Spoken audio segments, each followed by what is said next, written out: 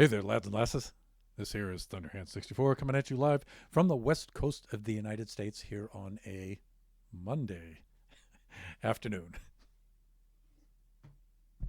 I figured I'd try something a little bit different today. Actually, I tried it yesterday, but the prep work wound up taking way, way too long. I was supposed to try to do this during the Kachi Time stream yesterday. That was Sunday between 4 to 6 p.m. Pacific Standard Time, but the prep work because I haven't tried anything like this before, it wound up taking way, way, way too long. So I moved the stream back an hour, then I moved it back another hour, and then I moved it back, and then I just said, you know what, let's just do it tomorrow, which is today, Monday. So what I wanted to try to do today was I needed to work on my bass. And so the way I went about it is I was going to do a live stream today, but I decided it would be better to do the work on the bass actually as a video and pre-record it, and then my attention wouldn't be split, and I could just then relax and just narrate the video what I'm doing, and that way I don't have to split my attention between chat and working on the bass, and so that way I can address your questions. I can interact with you guys a little bit better. So. All right, so I'm going to change over the scene right now. Let's try this. All right, and so this is me yesterday working on my bass, and so I'm just going to narrate as I go along here. Let's see, let's get down here. Let's roll. All right. And let me see, where do I have... I'm trying to see where I have the chat. Yeah, because I don't think I want the chat here. I'm going to move the chat down into this corner over here for this stream. I think that's the best place for it. Let's try that. Okay, so a little bit of lead in here. So a few days back, I was playing my bass. And I'll show it in a minute just how this went. I decided I'm going to try to do a string change and try to do that on stream. And so what I did is I went out and I got a special set of strings, these Oasis Flex Core strings. And I noticed that when I was playing my other bass in Taiwan, that it was much, much easier to play. And I was wondering why, because that's a Fender Precision copy bass called Comet. It's a really cheap bass I bought over there in Taiwan, and I keep it over in Taiwan. And it's super easy to play, much easier to play than my basses here. And I was wondering what the difference was. There's a little bit difference. It's a 4-string, and Ord's my bass here is a 5-string. And so the string spacing's a little bit wider, but not much. But I noticed that the strings flex a lot more on that bass over in Taiwan. And so I'm thinking either it's a shorter scale bass, because shorter scale basses, the distance between let's see if I can point this up here, the difference between the nut at the top of the bridge, at the top of the neck, and then the bridge down there, the distance of that bass down there is actually I could probably just do it with a cursor, right? If you guys can see the cursor on there, the distance from here, this piece that comes across here is called the nut right there, and then this is the bridge back there, and ideally that's 34 inches. So this is a 34-inch scale bass, and they make different scale basses. They make 35s, they make 30s, and they even make short scale basses that are like 28, I think. But that's getting down into guitar range. Oh, here I am explaining. Okay, so the strap broke on my guitar. After 30 years, the strap broke on my guitar, and my bass actually fell right off of my body and dropped about a meter down to the office floor. Yeah, and so I was playing along like this. The strap broke right there. And the bass dropped down a meter onto the floor, right on the neck of the bass. And so I was horrified that it might have been broken. There's a metal rod inside of the neck that I'll explain in just a bit, called the truss rod. And I was praying to God that the truss rod wasn't broken. And I'm about 99% sure it isn't. But we'll see. Hopefully it's not. It doesn't appear to be. I think it's okay. But I had to do the string change anyway. And so I figured while I was at it, I would also assess and make sure that the bass didn't get damaged when I dropped it on the floor. The thing I think that really saved it was that the studio floor here is carpeted, and it's a padded carpet. And also it fell pretty much flat, so it didn't fall at an angle and stuff. And so that also saved it. So I think it's okay. I'm pretty sure. So I figured while I'm doing the string change, I'll also do some adjustments to it and make sure the truss rod's okay and stuff. I usually do this kind of maintenance every year.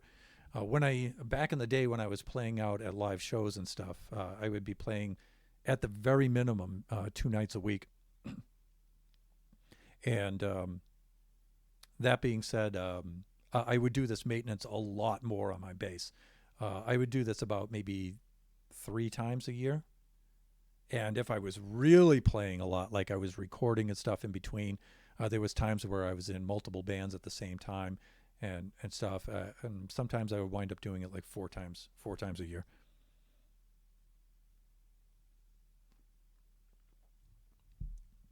So I would adjust the bow in the neck, which I'm going to show you guys a little bit of that. I would adjust the bridge and the height of the bridge saddles and the action of the strings, how far they are up off the neck. I would adjust that.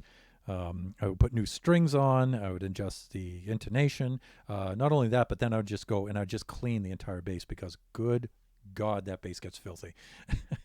Even now when I don't play out that often, it still gets really filthy. But now that I don't play out anymore, I'm playing my bass more now that I'm retired, but I still don't play it a lot. And so I really only have to do the maintenance about once a year on it. Of course, when I drop the bass off my body and onto the studio floor, that requires a little... Yeah, usually I'll wait till around the end of the year to do this. But since I had dropped it a few weeks ago, I figured, all right, well, now's a good time. But what I was saying earlier is I noticed that the strings on my bass in Taiwan are a lot more flexible. So I figured I'd try to order these Oasis Flex Core strings for my 5-string here. And they're supposed to be more flexible than regular strings. And I figured, all right, maybe that'll make a difference. There's a type of slapping technique called double thumbing that I'm trying to do, and I just can't get the feel for it. And I think one of the problems might be that the strings I use on the 5-string here are just way too stiff. You know, look at how worn that thing is. So these leather pieces with the stitching for the strap here, they're like 30 years old. I'm not kidding. And so the stitching just rotted away and just gave out. So usually for my stage basses, I have a different strap system. This strap system's pretty good, but of course the weak part is those leather attachment points. Those are the weak points. So I'll still use this strap. I borrowed a spare that I have now, which you guys will see shortly, and set it up with that. But I'll still modify this one to get rid of those leather parts. These straps are pretty good. They're made out of a nylon material and stuff. They still, a lot of bass players complain because of the shoulder issues, especially when they get older. This bass is probably about maybe 9 pounds. One of my other basses is actually 12 pounds. And that hanging on your shoulder for 4 hours a night, several nights a week really causes a lot of problems.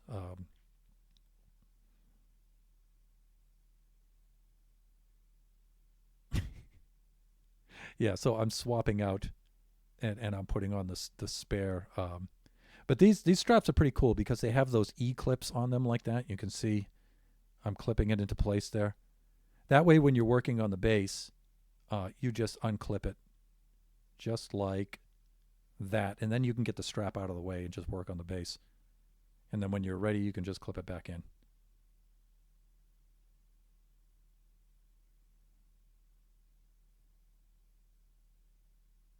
Yeah, there it is. All set to go. But still, I want to come up with a better strap system than that. And I have time now. I just never got around to it because I don't play out anymore. But I figured I'd try these flexible strings, more flexible strings. I have been playing the bass for the last, I don't know, 24 hours now to try to get it to settle in and make more adjustments and get the string intonation to settle in and stuff. And they really don't feel like they're that much more flexible at all. They feel the same. So I don't know. We'll see. Maybe they'll loosen up the more I play them. I don't know. One of the other things I wanted to try to do too is you'll see me later on set the action, the height of the strings off the fretboard. You guys will see me do that a little bit later. Usually when you want to play very fast, you want the strings very, very close to the fretboard. That way, the distance that you have to press the string down to contact the frets is shorter, and so you can play faster. The problem is, though, if you strike the strings too hard, especially if you strike in an up and down instead of perpendicular to the fretboard instead of parallel, you get a lot of buzzing and a lot of string noise that just sounds like crap. So the further away high action actually sounds better because when you press the string down, the angle is increased, and the remaining string that you're plucking is higher off the fretboard, so it doesn't hit the frets, and the notes sound a lot better. The problem is, though, because it's further off the fretboard, you have to press down through the distance a lot more. And so it's not quite as fast to play. So I figured more flexible strings would allow me to actually set the action higher because even though the distance is further off the fretboard, they're more flexible, so I can press the string down through that distance a lot faster. Okay, so now I'm explaining the truss rod. So there's a metal bar, metal rod that actually goes through the neck of a lot of these kinds of instruments. And that allows you to either put a concave up bow in the neck, so it's curved like a bow and arrow bow, or if you turn it the other way, it allows a back bow, a convex bow. And sometimes the neck of the instrument will, because of humidity and stuff like that, it's wood, and because of age, it moves around, it twists and it bends and stuff like that. And so the truss rod on the inside there helps you adjust it and keep it precise and keep it nice. And some players like to have theirs dead flat right across. Other players like a slight up bow in it, a concave bow, so there's a dip in the middle of the neck. They like that because they strike the strings harder, and the strings don't just move back and forth parallel to the fretboard. They also move up and down a little bit. And when they do, of course, the strings will hit the fretboard and make a lot of noise, right? And so if you strike the strings particularly hard, you usually want a bit of a dip in the neck. And so the truss rod you can adjust the truss rod to put that dip in there. Mine is almost dead flat. That's a measuring device that you can set on the fretboard.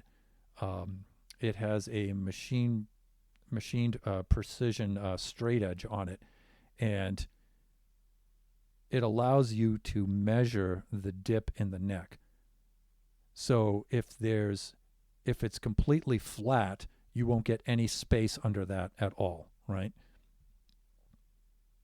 And then you can tweak it. And sometimes if you're an old man like me, it's easier to shine a light through there, and then you can see if there's light passing through, you can see there's a gap. That's a lot harder to see than you think it is. Awk. Now, this kind of bass has a double action truss rod in it. Most instruments have a single action truss rod. So you can imagine when you're tightening the strings to bring them up to pitch, the strings pull on the neck, and it bends the neck upwards into a concave bow. So the truss rod, what its main function is to pull back on against those strings and balance it out, and so the neck's flat again.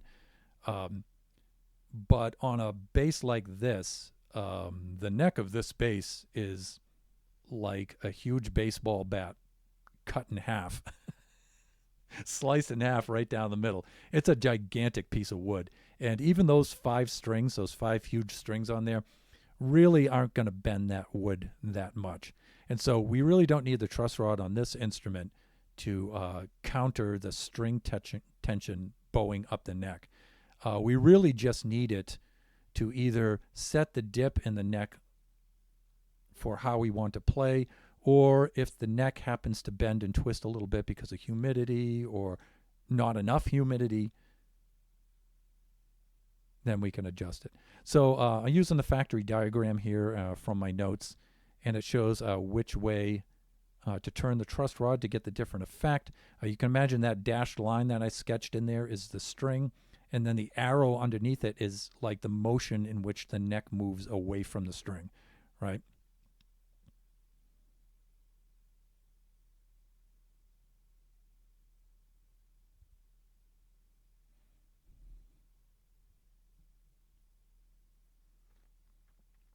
So these are the old strings that are on the bass. So you want to do, it's usually easier to set the neck and then set the bridge height, the action and stuff, and especially the intonation with the old strings.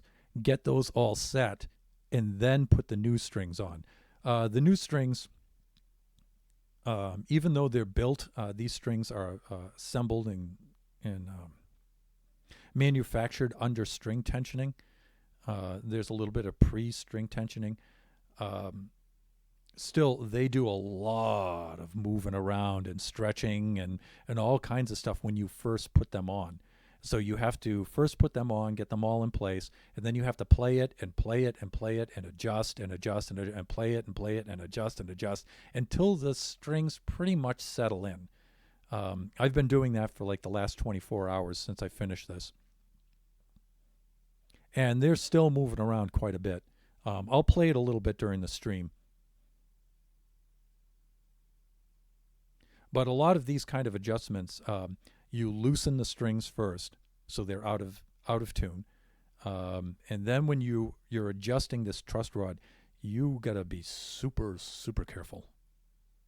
And you only do the slightest turn, and then bring it back up to tune, tighten the strings again, and then measure it and see what you have, and then loosen them again, do an adjustment, very small, and then bring it back up to tune and check it again, and you have to do that several times.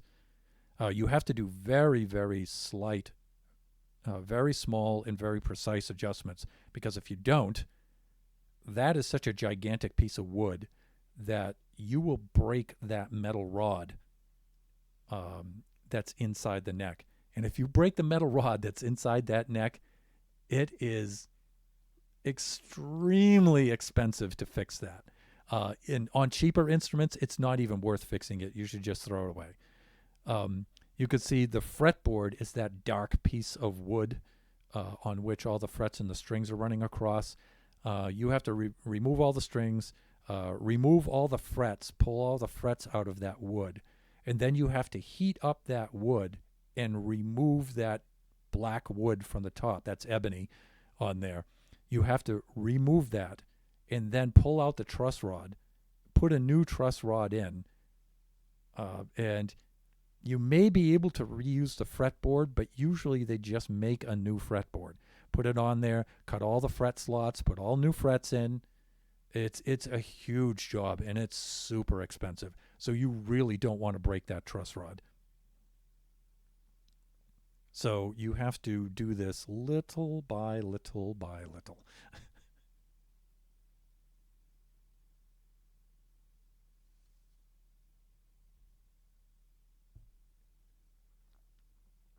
Now, usually, like I said, I do this about once a year. Usually, I'm set up in my garage. But there are a lot of things that I forgot about doing this that I had to remember. That's one of the reasons why it took me so long.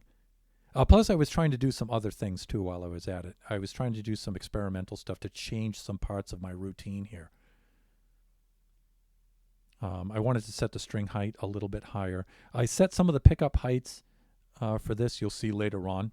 The pickups are the two black pieces. Again, maybe you can see my cursor. But here's the forward, or we call it the neck pickup, and here's the rearward, or the bridge pickup. I set this one a little bit higher, thinking I want this one a little louder than that one, but it's picking up more noise than I want it to. So I'm probably going to adjust that again. And so I got to loosen all the strings, move them out of the way, pull this up, and I put some shims under there, and I have to remove those shims, and I have to drop it down away from the strings because it's picking up a lot of string noise of my fingers sliding on the strings and a lot of unmusical junk noise that I don't want in there.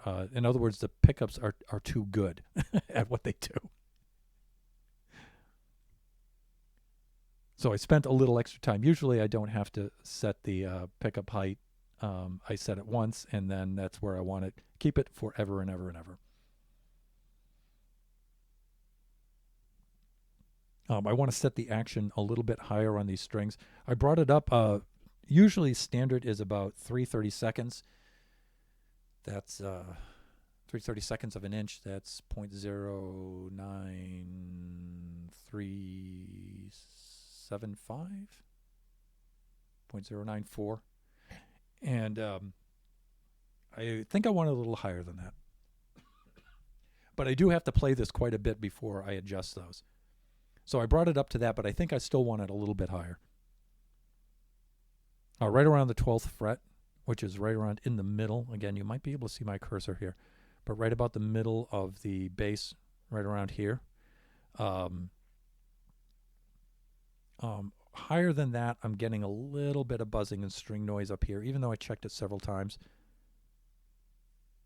I'm still getting a little bit of buzzing because these strings, they do feel a little more flexible, but not as much as I thought they would. But I'm still getting a little rattling and a little buzzing.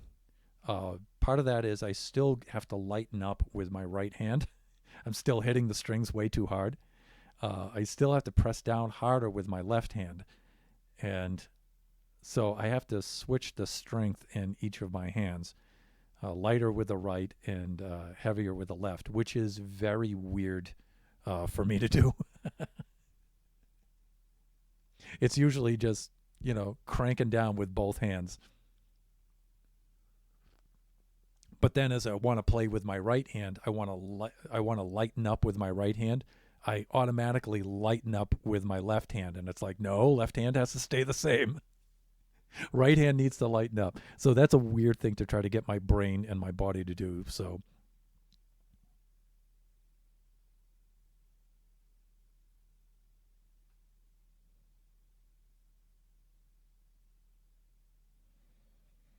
Some of you may be familiar with those kind of tuners. You can see in the upper right corner, that's where I put the detail video. So I used two cameras. I forgot to mention that earlier. You guys may have noticed it though. But I tried to move the second camera around. So one camera is just, obviously looking down on the whole operation. And then I have a detail camera that I'm using there that I'm trying to get close up on some of the stuff I'm doing. These kind of electronic tuners like this with the digital and stuff, I don't really care for these too much. They're okay for getting things in the ballpark. But when it starts to get accurate, when I need to be more accurate for dialing things in, I use a different tuner for that. But this is okay for right now because right now I'm just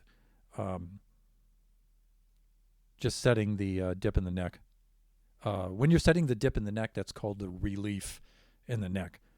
So you could have an up bow, which means it's concave like a bowl, or you can have so that's an up bow relief, and then a back bow relief is downward like a dome, right?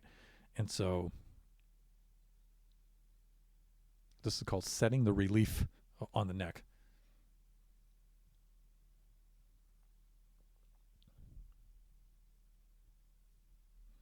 So you have to, like I said, get some settings in place, and then check it, set it again, check it. And you have to, loosen the strings and then bring them back to pitch each time.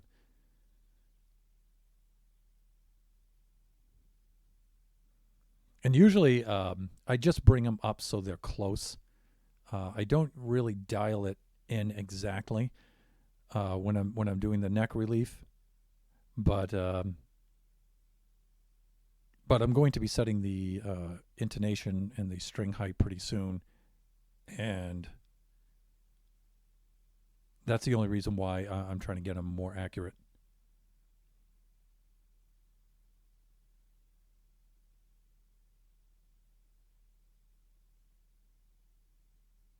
Now, the manufacturing manual for this suggests that you have the dip in the neck set so there's a gap of about maybe 15 thousandths. And mine's right around there. I think this time it's a little bit less. It's a little shallower. So it's about 14 thousandths. So I keep a notebook with all the settings and all my notes in it, so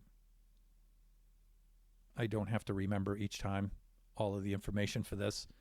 The printouts from the user manual is in here and stuff, and so it has all the specs on it.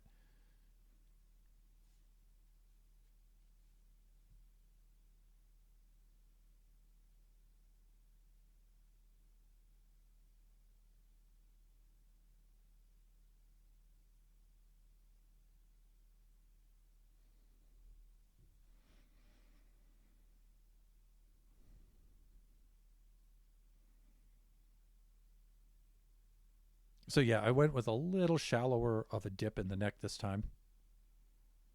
But again, if I go higher with the action of the strings, if I bring the strings up higher off of the fretboard, I can have a flatter neck on there too.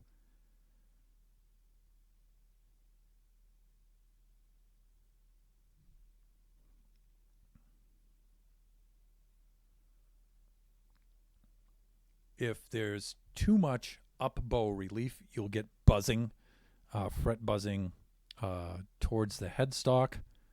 Again, maybe you guys can see my cursor. Towards the headstock up here, you'll get buzzing on these frets here. Yeah, I'm showing you guys. That's about a 10 thousandths gauge. Yeah, we can see that, Thunder. You'll get buzzing here on this, and then you'll get buzzing here up by the body. The notes in the middle will sound okay though, but these notes on either end will sound bad. If you get too much back bow on it, you'll get buzzing here in the middle.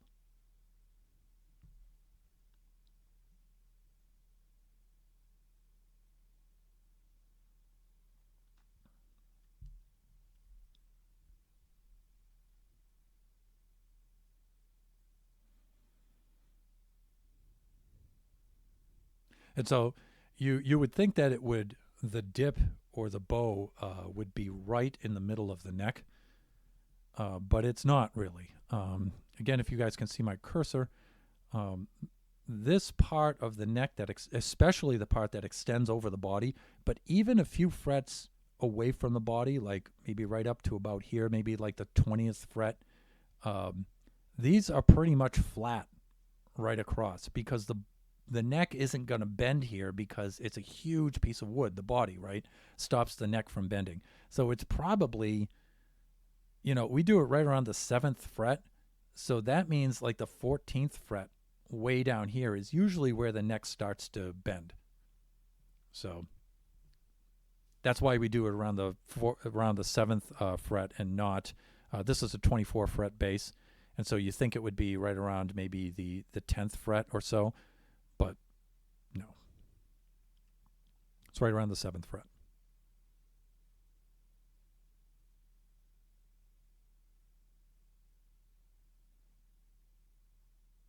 And again, there's not much difference between like a dip of 14 thousandths versus a dip of 15 thousandths. So that's why I got 14 thousandths, and I'm like, yep, good enough.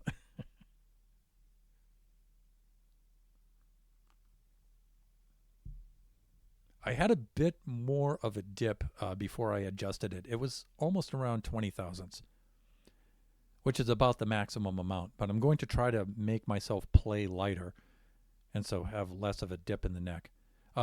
Another thing that having the fretboard flat with no dip in it at all is the volume of all the notes is a little bit more even.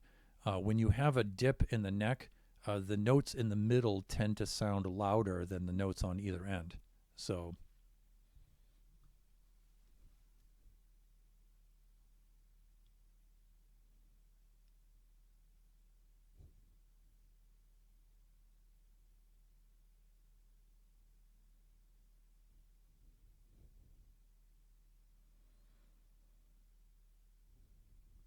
now I'm only going to do a 2-hour stream today, but we have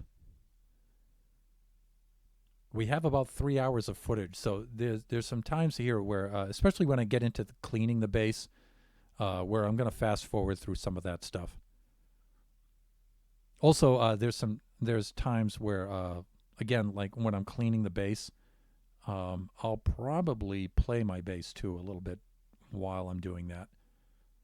I'm not going to like perform songs and stuff like that. I'm just going to noodle around on it, because I actually have to do quite a bit of that, just to get the strings to settle in and adjust it. So every couple of hours, I'll play for like maybe 20 minutes to sometimes up to an hour, and adjust and tweak and adjust and tweak. I'm going to have to keep that up for a little while, for the next couple of days, until it settles in, it gets more stable. Again, I'm pretty lucky that I happen to live in California in a desert, on the edge of the desert here, because the air is very, very dry here, and it's really good for instruments. But it's like this instrument wood, the dark wood on either side, that's called koa. It's mainly grown in Hawaii, and it's a dry wood, and it's a hardwood. And then the neck is a neck through body. You can see the neck extending all the way through the body. It's the lighter colored wood. That's quarter sawn maple going through there, and so it's not soft wood at all. And so it's very dense, it's very uniform, and very, very stable. So it's excellent in a dry climate like this. Yeah, that's the 14 thousandths one. So,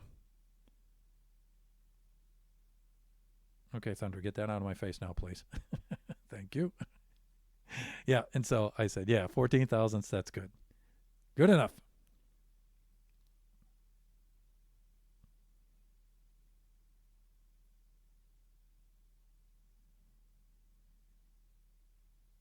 All right, so I think at this point,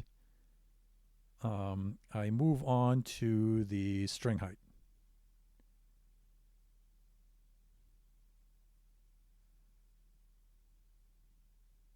All right, so the detail shot I'm giving you guys is the bridge, because that's we're going to be using that and working on that next.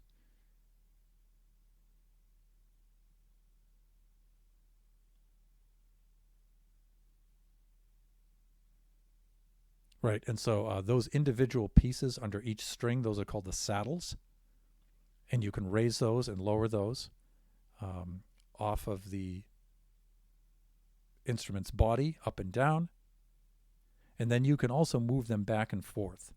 And when you move them front to back, that's called intonation, and I'll explain that in a little while. Now, the fretboard, that dark wood, is actually curved.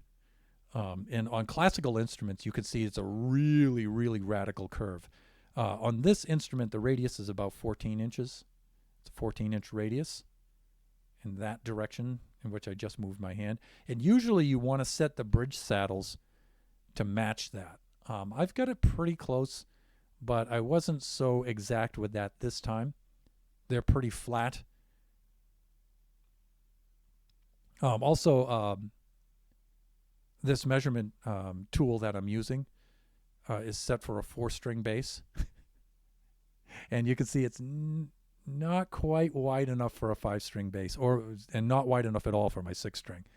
So I might order another set of those. All right, so right now I'm checking the fret buzz. And so I'm fretting each note all the way up and down the neck, and I'm looking for the point at which, how high can I go up before I start getting noise.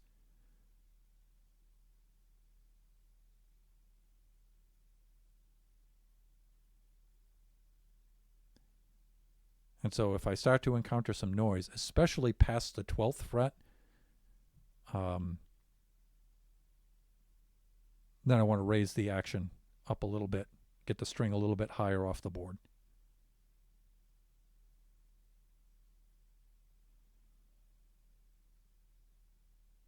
The problem with the strings smacking the board is, number one, it makes, buzzing, grinding kind of noises that usually isn't that nice to listen to. But one of the main problems is it chokes off the note, especially if you hit the string too hard. So you guys will hear me saying, that I'm trying to strike the strings lighter. And it's kind of weird because, yeah, sure, if you strike the strings lighter, you'll get really light, you'll get a quiet note. And if you strike them a little bit harder, you'll get a louder note. But if you strike them too hard, the string, I call it maxing out the string. The string moves way too much, and it kills the note.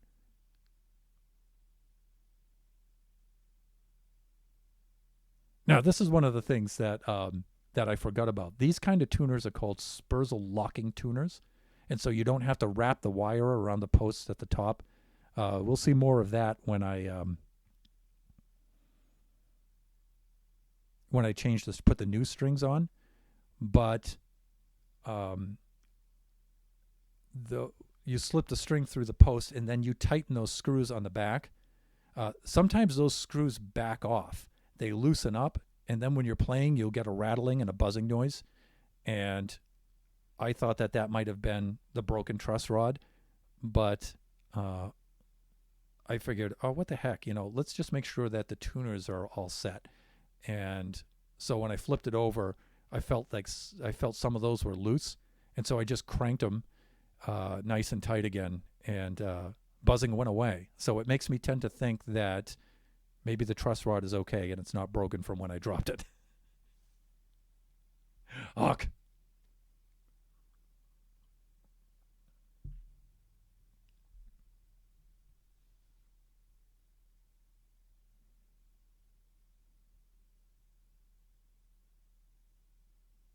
But again, like I was saying, if you hit the string too hard and the string, the vibrating string hits the frets and the fretboard, then it loses a lot of energy too, and it chokes the note and it makes a weaker sounding note. So you have to really train your right hand to hit loud enough to make a good strong note, but not too loud where you don't max out the string, because that chokes the note again. You can kind of think of it as, not hitting it too hard, because you need it to vibrate freely. And when it strikes the fretboard, a lot of that kinetic energy is lost into the fretboard. And so the string doesn't get to move as much as it normally would. And so the note doesn't get to build in power. And so it's like it's choked off before it gets to grow as loud as it can, right?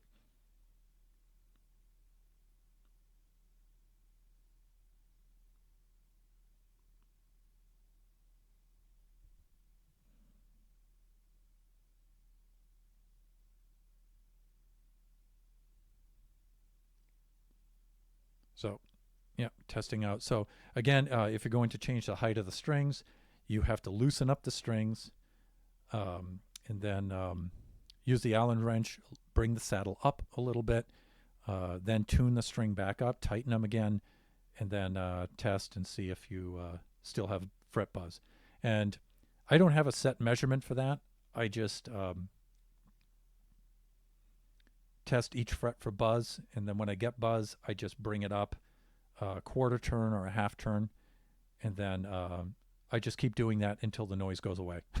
so that's not like a preset kind of measurement that you would make according to a measurement. You really do that by ear.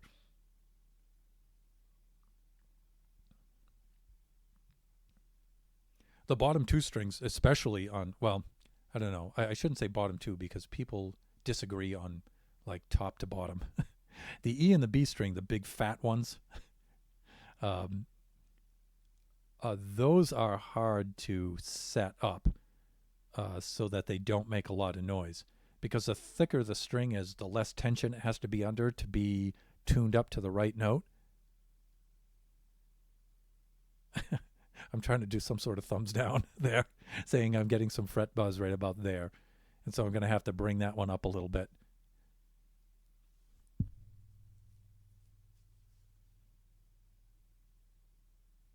In fact, with the neck radius, setting up the bridge saddles so they're curved and they match the curve of the neck.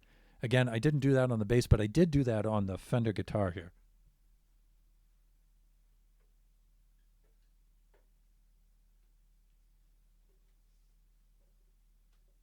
Let me remove the tremolo bar, and I'll get it close to the camera, and maybe you guys can see it.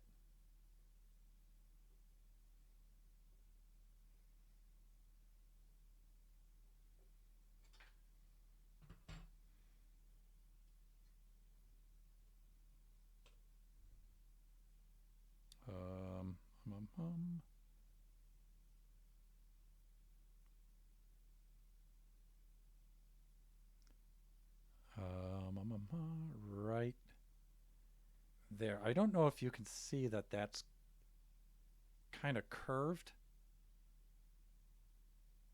Maybe with a pickup right in front of it you can compare, but you can see it has that nice curve. It matches the curve of the neck. You can see some of the frets here. You can catch the curve of that neck, the radius of the fretboard, and the radius of the bridge. I set the radius of the bridge so it matches.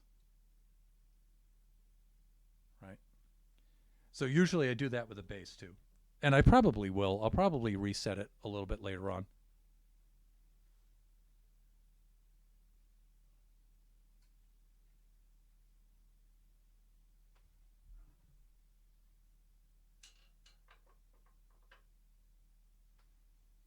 But I think I'm going to get the that wider radius tool before I do that.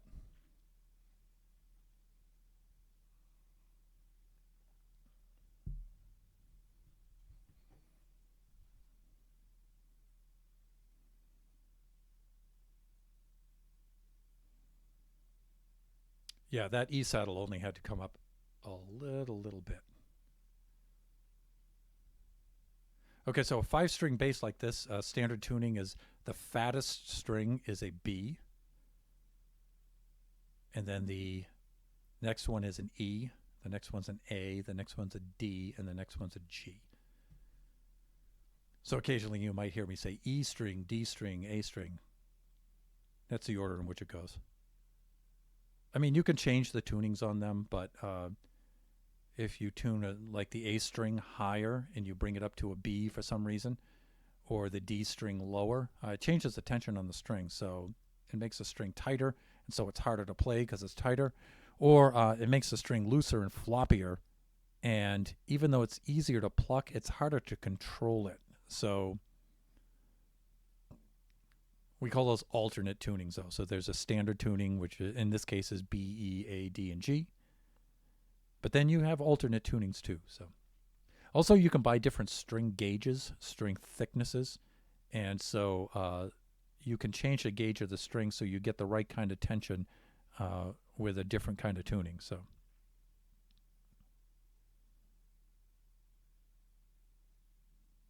all right. This B string is gigantic, by the way.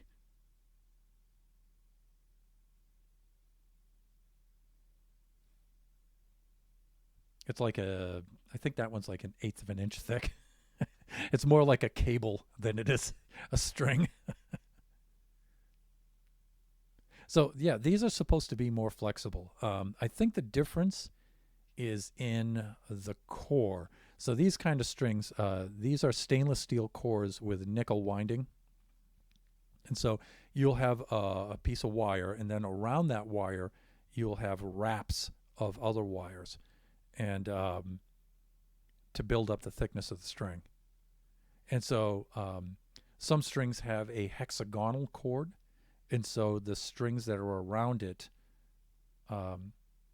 wrap tighter around the core, and some of them have a round core. And so flexibility has to do with the core shape from what I've read.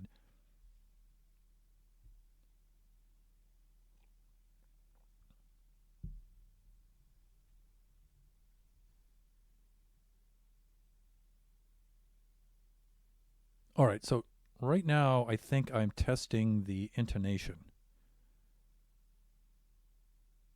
And again, some might think that it's pointless to set the intonation now, because when I put the new strings on there, you can't really set intonation with new strings. Like I said, because they're settling into place, and so they change their tensions constantly until they kind of stabilize. But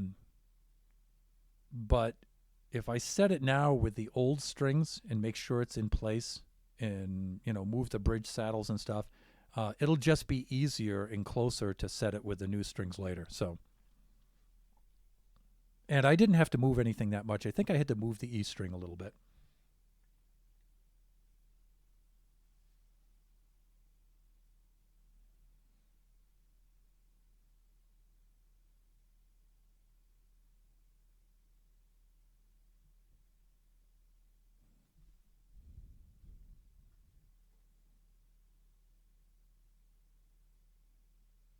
There we go.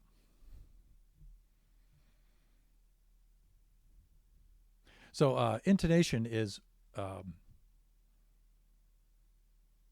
when you need the,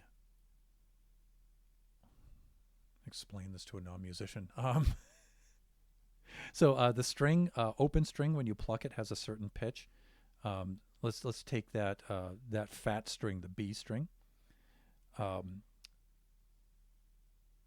So when you pluck it, if it's tuned up properly, you'll get a B0. Now when you fret it at the 12th fret, you'll get a B1. And you want those Bs to both match. If they don't match, the intonation is out, and you need to move the bridge saddle either forward or backward a little bit to adjust it. All of those strings are pretty good, except the E string for some reason was a little bit out. So again, you'd have to loosen the string, go back to the bridge, and I think I had to pull that back a little bit, maybe like a quarter turn. and then bring the string back up to pitch.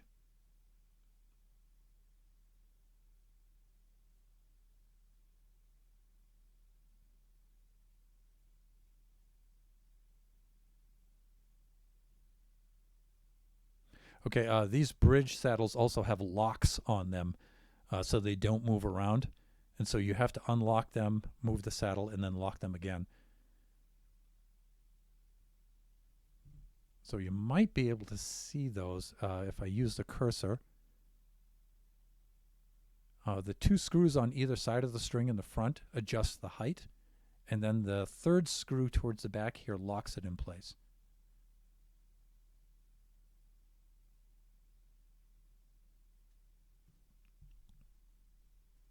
Another thing that these bridge saddles do, adjusting the height on these, you want to make sure that the angle, again, if you're looking in the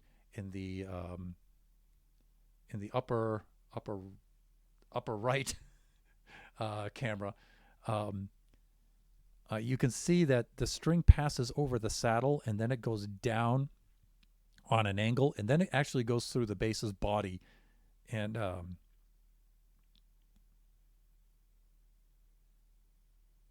terminates on the back side of the base. And you guys will see that when I change the string. That angle that it makes as it passes over the string saddles, yeah, if that angle is too shallow, it's not angled enough, the string will move around on the saddle, and it'll make a lot of buzzing sound. Not cool. And so adjusting the height of those saddles also affects that. So again, you don't want to go too low with that. The same thing happens at the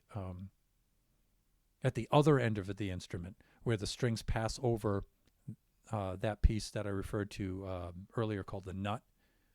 You can't really see it in this shot that well. The camera's in the big camera view is covering it up, and in the detail camera view, it's a little too far forward, so you can't see it. But those also need to have a minimal angle. If they're too flat going across the top of the nut, then they'll buzz. They'll move around and they'll buzz. Some basses and some guitars actually have a clamp in the front of them that pulls the strings down over that nut to increase the angle to make sure that it gets the best possible contact. This bass doesn't have it, but I was thinking I might modify that. Sometimes those are called a tree. Oh, in fact, the Fender guitar has one. Has 2, as a matter of fact.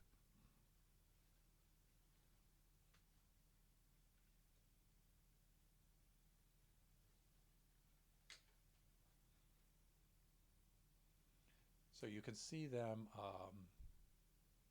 right here and right here.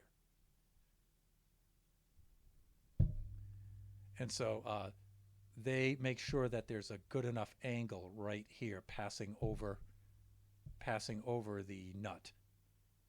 Because if it's too flat, then the strings will move around. That's not good. So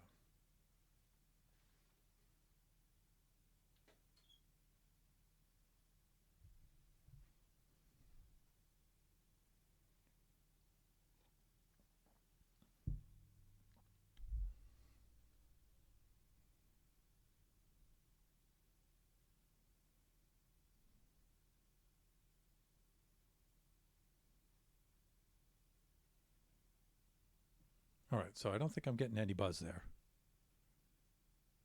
And I think the intonation is good.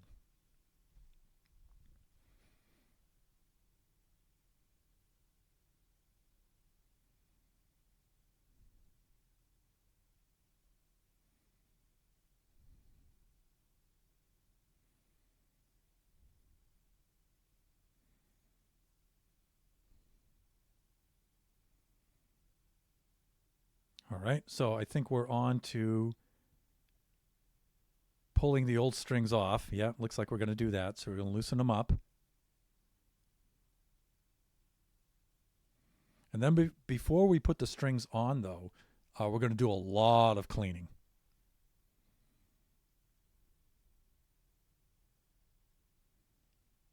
I was actually surprised at just how grimy the base was.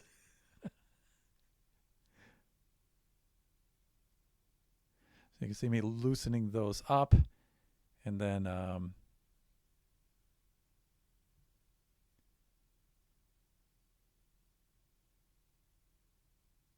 go loosen the screws on the back to release the clamps.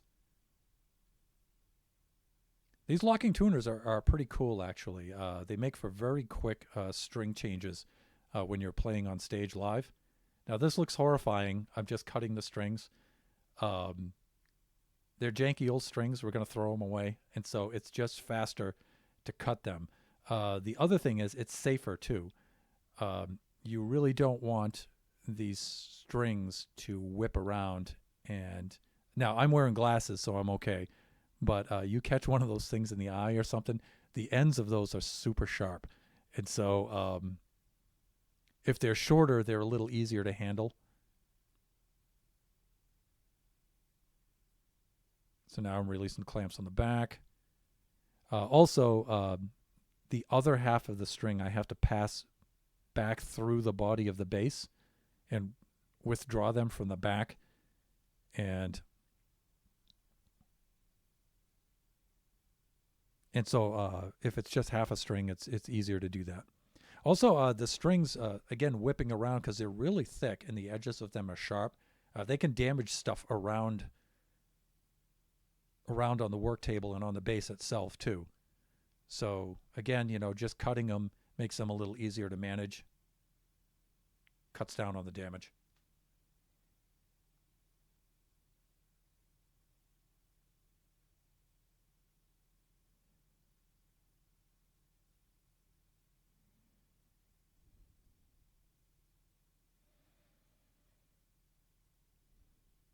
Now, this is the first time I've used this foam padding that you can see that's under the bass. So I just went to Home Depot and I got some of that floor matting that you would use like in a gym, on a home gym or something. And then I just cut it down to size. And then from the trimmings of it, I made the pad for the neck too. And it's pretty good. It's nice. It keeps the bass from sliding around, and it keeps from scratching the bass and stuff while you're working on it. Now, this bass doesn't have any paint or any finish on it. It's just a tung oil finish, which I really love, by the way.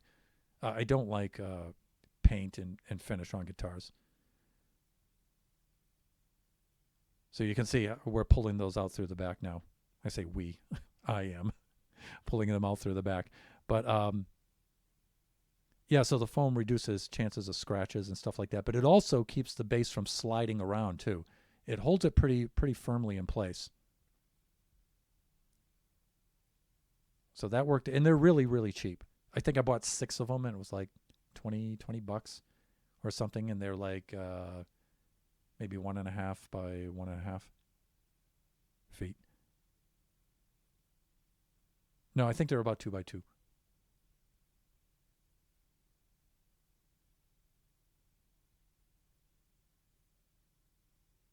They're pretty easy to cut too, so it was nothing to really trim them.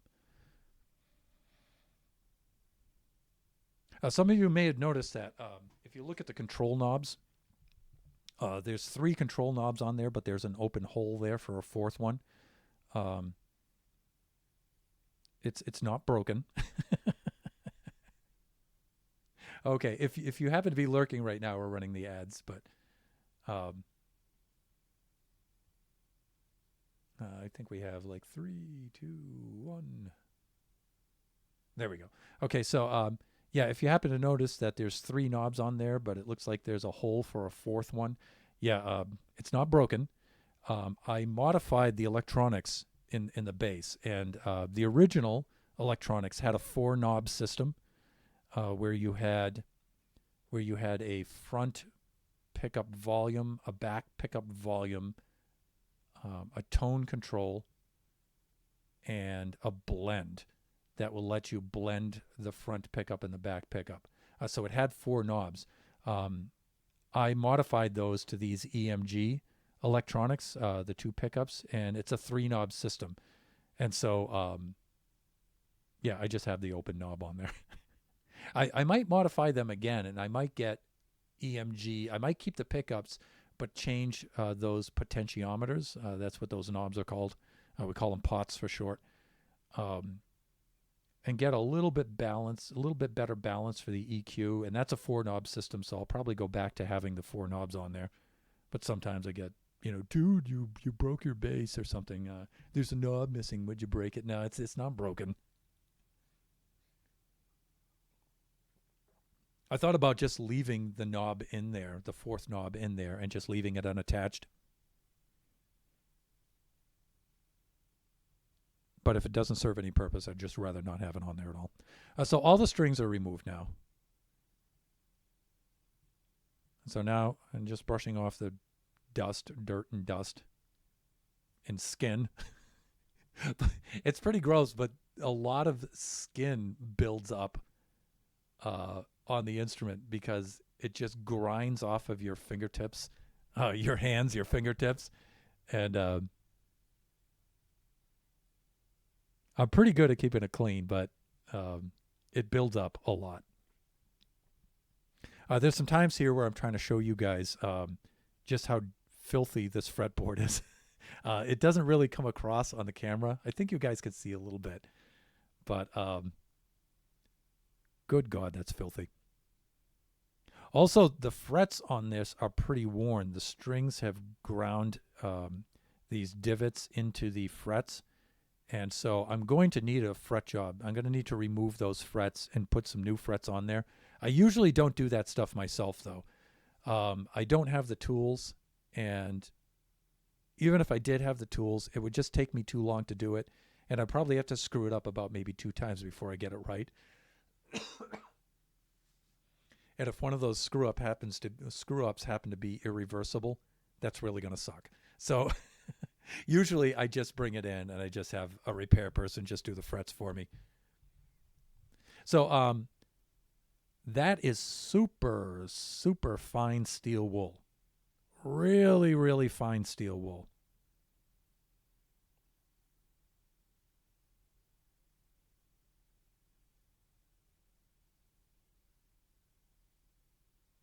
And so that's like, okay, and here's the lemon oil that I use to clean it. Again, this bass doesn't really have any finish on it. It's just wood, which I really love. And so it's easier just to clean it and treat it with oil. Again, it helps keep the moisture out of it. And it also helps the wood not dry out too much, especially here living in Southern California. And so this is just like slathering it with oil and then scrubbing it and then removing the oil and dirt and just applying like several coats of that and doing that many, many, many times. I actually, at some points, I had to, especially right around where the frets were, I had to use some Scotch-Brite and some more coarse steel wool there.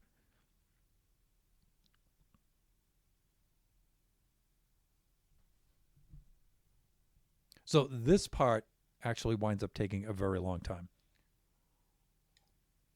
So I may skip through parts of this.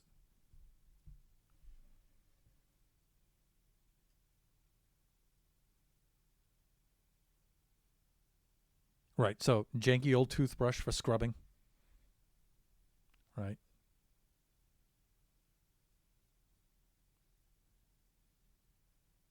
The other brush, that black brush you saw me using earlier, is super, super delicate. I also use that for cleaning PCs, right? The black brush. It's a makeup brush. So it's super, super delicate. So it takes dust off of stuff, but at the same time, of course, I almost crushed the cap when I removed it there. Thunder, gentle now, gentle. Like I said, I usually don't do this in the studio. I do this on my workbench in the garage. So I am deeply concerned about destroying the studio right now, like spilling that lemon oil all over the bench. Uh, yeah, my PCs are right under me, right under the bench on their shelf, and so I'm greatly concerned.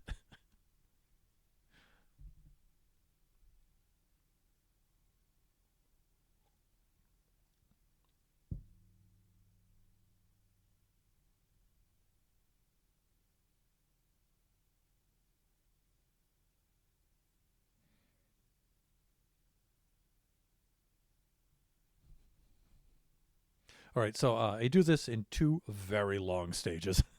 So the first stage is just doing the fretboard. Most of the work went into the fretboard. And then I do the body after I do the top side of the body. Then I flip it over, I do the neck, and I do the back side of the body.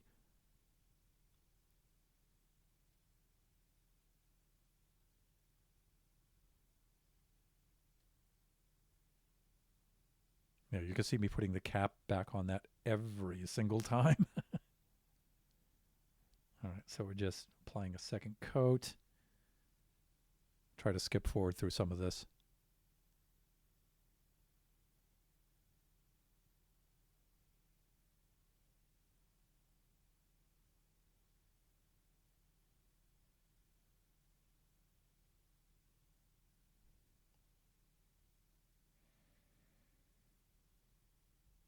A lot of grime built up next to those frets.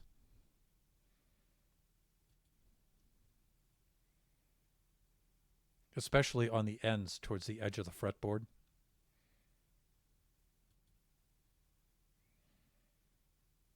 And that grime is not coming off, so it's time to step up to the brush, do a little bit of scrubbing. Again, the light really helps me see, although it didn't really. I was hoping, again, in the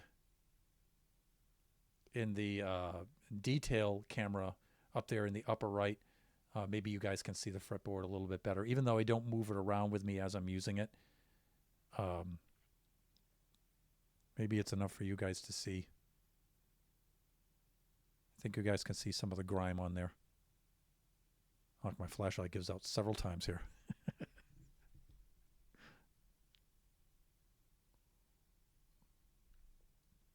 Yeah, we don't have to linger on that while I change the battery. I thought, there we go. Here, those of you who apply silicone adhesive or paint will know what those things are. So that's just like a silicone scraper. But it doesn't really scrape per se. It's pretty gentle.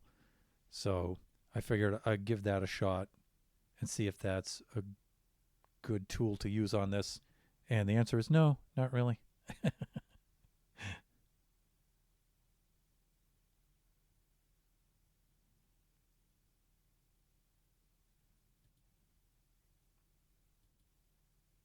Let me see. Part of the reason why I keep applying this too is you have to apply this stuff and then you have to give it time to dissolve. It doesn't work immediately, right? I could have used some alcohol. There's some other. There's another type of liquid you can use on wood instruments like this called naphtha. That works well for cleaning as well. Some isopropyl alcohol works pretty good, which I probably should have used the isopropyl alcohol first. That would have dissolved that grime a lot faster, but sometimes I'm a little concerned that it might be a little too harsh. So I'm going to make my first pass over some of the frets here with the super fine steel wool. And it doesn't wind up working out that well. So that's really more of a finishing stage. So I was trying to be very, very hopeful there. But it became clear that no, we're going to need to get a little bit more abrasive. But then again, you got to be very, very careful because you can scratch this wood. You can polish the scratches back out again, but You really don't want to mar that up. Here I took a piece of like index card material, folded it up so I get a fairly sharp edge that's pretty stiff. And again, this is kind of an upgrade from the silicone spatula. That did pretty good, actually. I got quite a bit of the stuff, just not the stuff at the corners.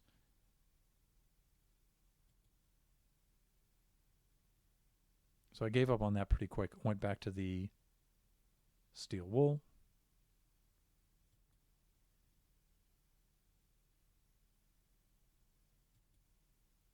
Then here's where I brought out the big guns. I said, okay, let's use some Scotch-Brite. Now, the good thing about this Scotch-Brite is I've already used it, and so it's not like super, super abrasive. It's pretty stiff, though.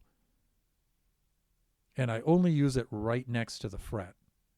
And those are the parts, and right on the edges of the fretboard. Those are the parts with which I'm most concerned. That's where most of the grime and the oxidization of the frets is built up. And from the strings, too.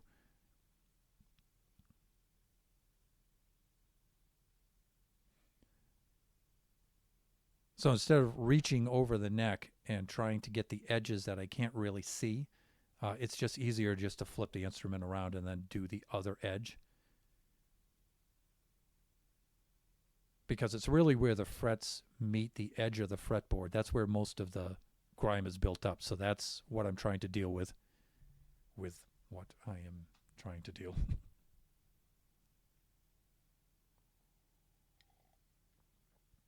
You'll see me moving the neck block under the 7th fret in the middle of the neck.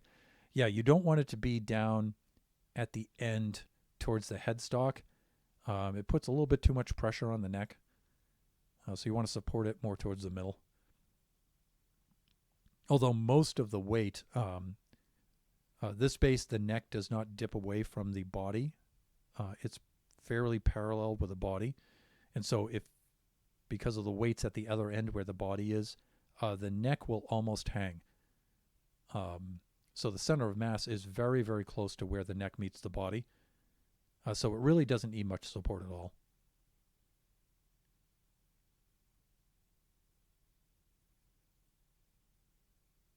All right, so I'm using the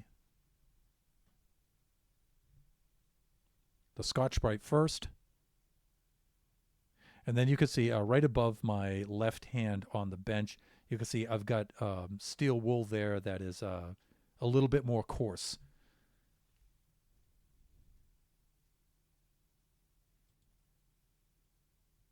All right, so I'm wiping off all the excess now.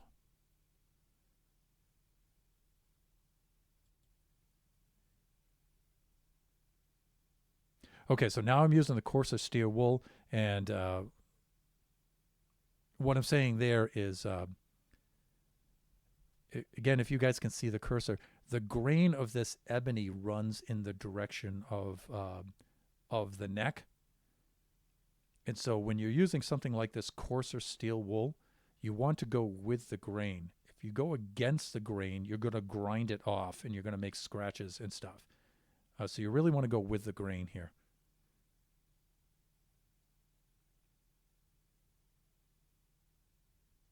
So I'm going over with a more coarse steel wool.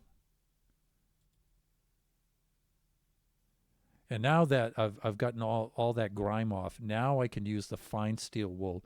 And again, if there are any scratches or anything, any abrasion marks where I was using the Scotch-Brite or the coarse steel wool, this will polish those out.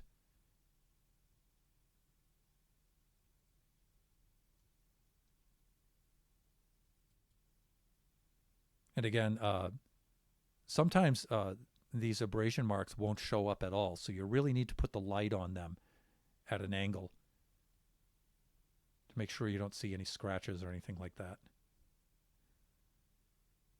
Okay, I think the fretboard has been dressed now.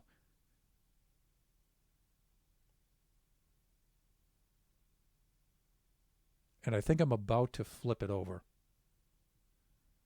Let me see. No, what am I doing now? Really, Thunder? Am I making another pass on it? I probably am. Oh, I think I just flipped it over and I'm doing the other edge now.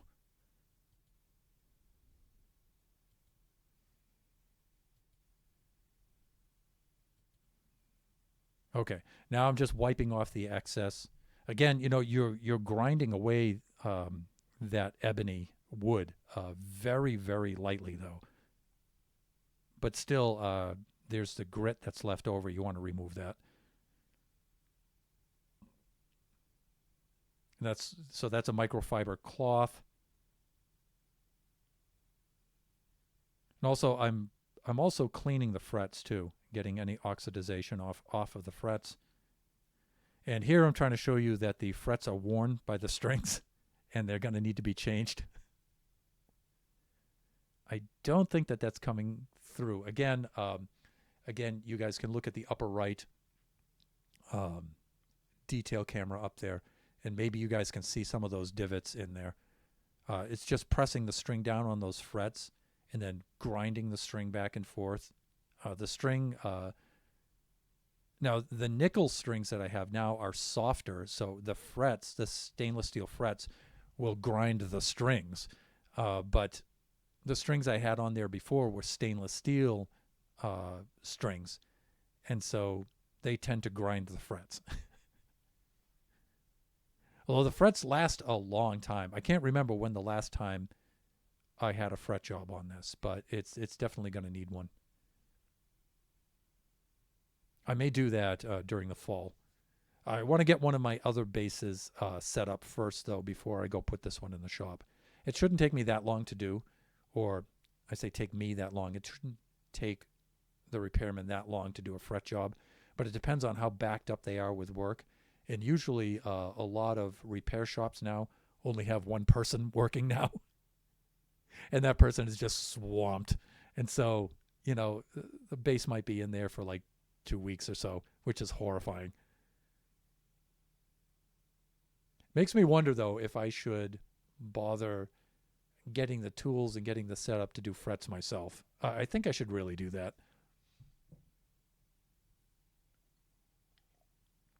It's not hard to do, but it is extremely tedious. There's a lot of steps, and it's very easy to screw it up. And the screw ups can be permanent. So here, I think I'm showing you guys how filthy the body is. It's really filthy. And sometimes I look at it and I'm like, how did this ever get so dirty?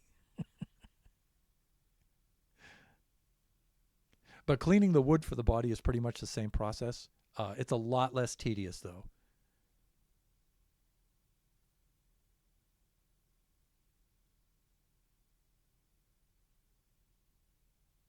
So first, we're just going to dab the surface with lemon oil.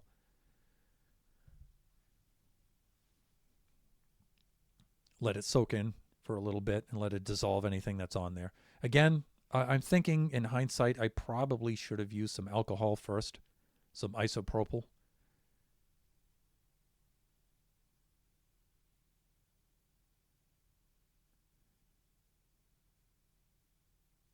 Or maybe some naphtha. I should probably buy some naphtha and keep a can of that in there. In the garage. When you're using stuff, like you don't want to use water, but only because water will cause the wood to swell, and it will raise the grain of the wood up. And so then when you go to use like steel wool or something like that, the grain is raised up and you grind it away and it looks like crap. So you actually damage it. Sometimes that's a process in wood finishing, though, like for furniture and stuff like that. You actually want to raise the grain and then grind the grain off. If you do that right, it can actually look smoother. But the grain is super, super tight on this koa and on the maple. On the maple, it's really tight. It's like there's almost no grain at all. On the koa, you guys can see in the koa that you can see the grain a little bit better.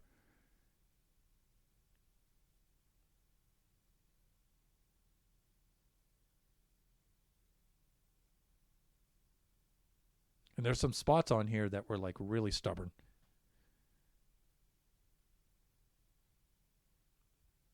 And so I had to use a little bit of abrasion to get them off later. But mostly what I'm doing right now is I'm just applying the lemon oil right now. Maybe I can skip ahead a little bit of this. What did I do? I think, did I just flip it around?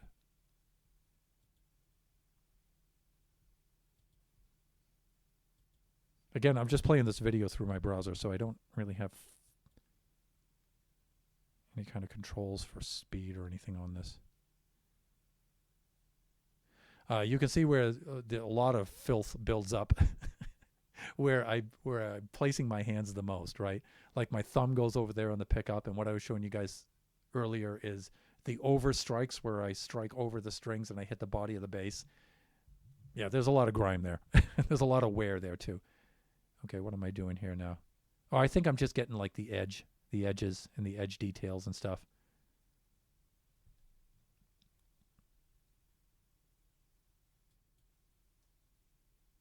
All right, yeah, now I'm making my first pass with the fine steel wool, which is good enough for almost all of this. We don't have the kind of oxidized grime that builds up on the fretboard around the frets, around the metal frets. And so usually this is fine. But there are a couple of spots in here that for which the fine grade steel wool is just not cutting it. And so I think I go back.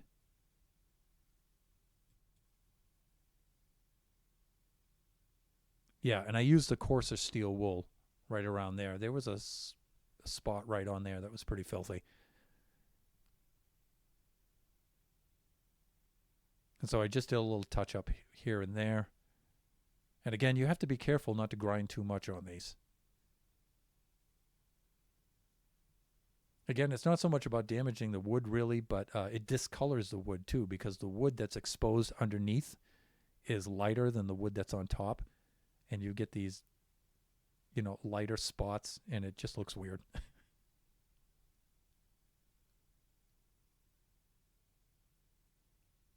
Again, you use the light to help highlight any scratches or anything else that you can't really see.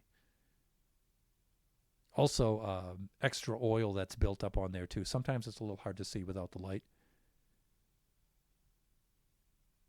So when you make a pass back through to just take off the excess oil, you just want to use the light sometimes.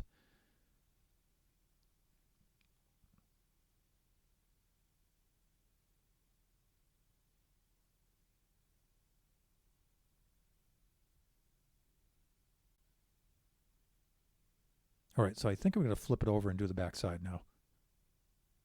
Yep, there we go. So you guys can see some blue painter's tape down there by the string ferrules in the back there. I just have an inscribed plate on there with the instrument's name and stuff like that, my name on it and stuff like that. So I'm keeping it covered for two reasons. Number one, I don't want it to get scratched up or damaged. Number two, I don't want to dox myself.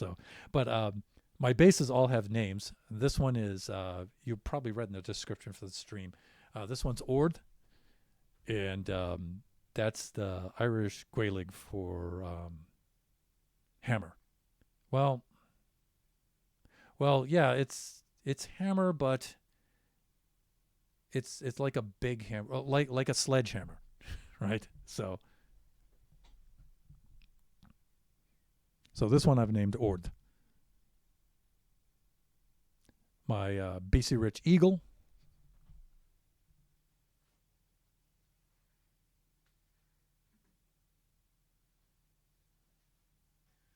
Which is this bass.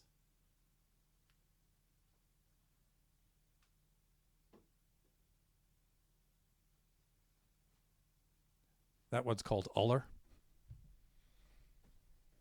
And that's the Gaeilge for eagle.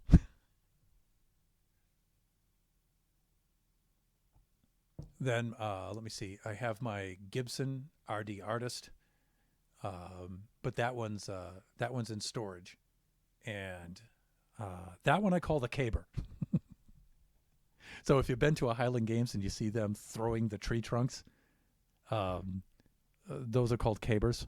That's called a caber, and I call the Gibson the caber because it's a huge bass and it's super super heavy. It's like 12 pounds. That's heavy for an instrument. So I call that one the caber.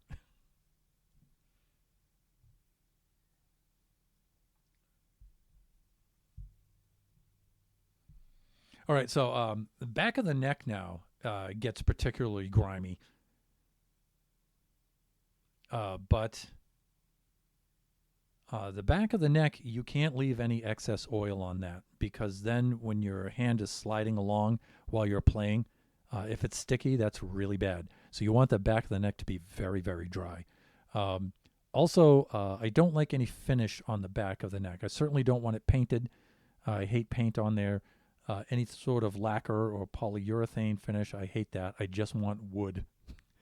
Wood treated with oil to keep it moist, but not a lot of oil. Very, very light. I want it very, very dry because then your thumb slides along it very easily.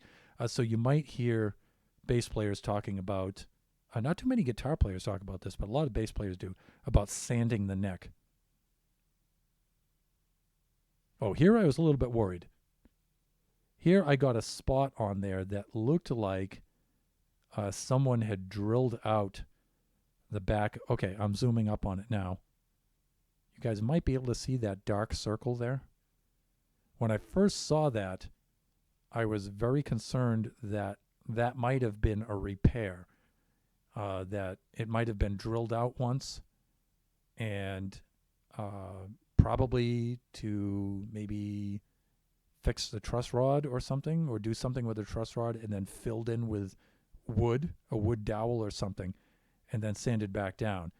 Um, I never noticed that before in all my years of owning this bass. This is the first time I've noticed it. And I was like, oh crap, I hope that's not a repair.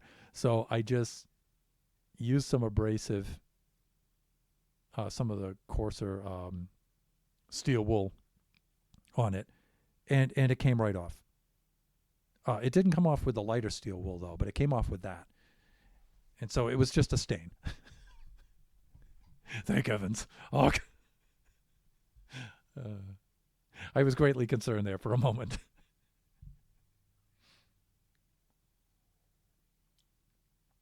So I bought this bass, I think, back in 1993 or maybe 94. Probably about 94 I bought this, I think. So I bought it used. The company that makes it is called Carvin. They're based in Southern California here. They're in San Diego, actually. Back from mid 80s, I would say early 80s to the mid 90s, they were huge. Carvin was huge. They were famous for having direct sales instruments. So you normally wouldn't go to a guitar store to buy a Carvin. What you would always get a Carvin catalog in the mail. It was really cool. I still have some of the old '80s Carvin catalogs. They're super cool, and so you would they would make them to order. And so you would select the model that you wanted, and then maybe some custom features on it or whatnot, and then you put in your order, and then they build it for you. You pay them, and they ship it to you. So there's no middleman. So they could give you they could make for you super high quality instruments for really, really low prices because they don't have the middleman markup, right? And so Carvin became pretty famous in the, I would say maybe the late 80s is when they peaked. And then they started to trail off into the 90s. And by the end of the 90s, by the millennium, they were pretty much, they had reduced and scaled back a lot. So I did mention that they were direct sales, but they did have several Carvin shops, guitar and instrument and equipment shops, but they were only here in California, I believe. They well, wait, they might have had one in New York, but most of them were here in California. So one of them is pretty close to where I am in Covina. There was another one in not too far away from me, about maybe 45 minutes, a little less than an hour drive south in Santa Ana, a little bit south of Disneyland in Anaheim. There was a shop there. And then, of course, their most famous one is in Hollywood and North Hollywood. And then the factory itself is in San Diego. So when I arrived here in California in 2003, they had 3 shops in the factory in San Diego. So that was really cool because, being in metal bands in the 80s in New Hampshire, getting to go to the Carvin store was a cool thing. That was like on our checklist, right, of things to do. So when I moved out here, that was one of the first things I did. Oh, here, if you look at the detail here in the, I can't tell if that's a scratch or a split. I'm thinking it's just a deep scratch. I'm praying to God that it's a deep scratch. I think it is. Because if that's a split because the wood's too dry, that is super, super, super bad. Or a split somehow because I dropped it. I'm not sure. But, just examining it, cleaning it, examining it over and over with a strong light, it looks like it's just a deep scratch.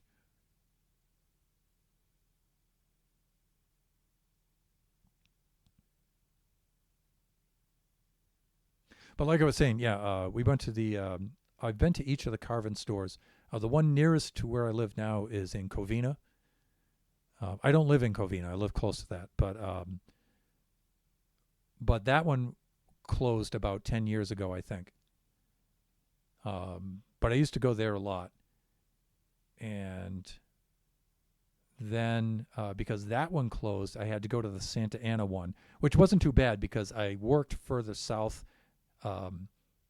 From there, I worked in Irvine, so it was on my commute down there, and so occasionally I'd stop in the Santa Ana one. But I did get out to the Hollywood one, the one in North Hollywood. Me and one of my friends who's also a bass player and happens to be a brilliant mathematician too.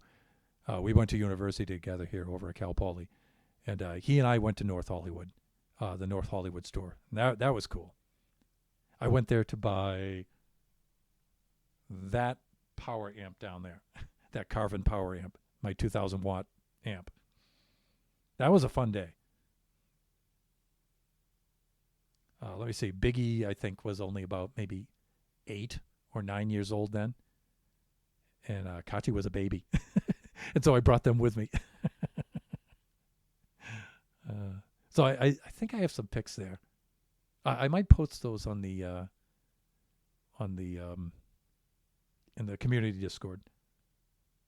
But that was a long time ago. I think even the Hollywood store is closed now. And so Carvin has been, the owner had since passed away, and his son took over and changed the name to Kiesel. And so the Carvin guitars are now Kiesel. Right. I'm going to go wash my hands. Okay. Because I think I'm pretty much done with the cleaning process now. How am I doing for time? 4:37. Actually, I'm doing well. Let me see.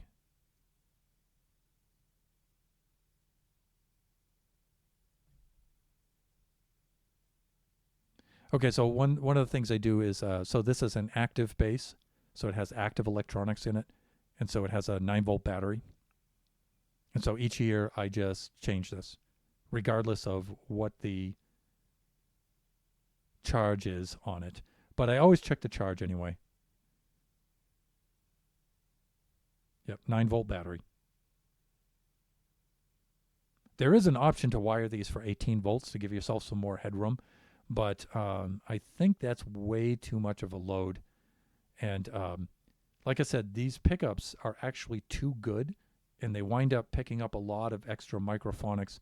Yes, Thunder. You have it set for 9 volts. Yeah, good. Um, they actually wind up picking up too much noise. And so the last thing I want to do is boost the power so it'll pick up even more noise. So no, I leave it at 9 volts.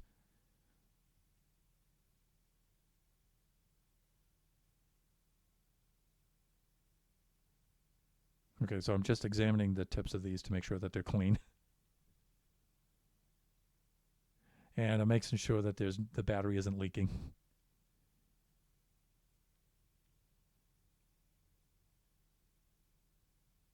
I think this was at half charge, so it was in the red. So I usually just switch it out anyway, and each year I put a brand new one in there. But again, back in the day when I was playing out, like 2 to 4 nights a week. Yeah, mark the new one with tape so you don't confuse them and put the old one back in. But yeah, I would be changing the battery like every 3 months, and I would be doing this maintenance like every 3 months, sometimes every 4 months if I was slowing down, but if I wasn't in so many bands or working on so many projects. But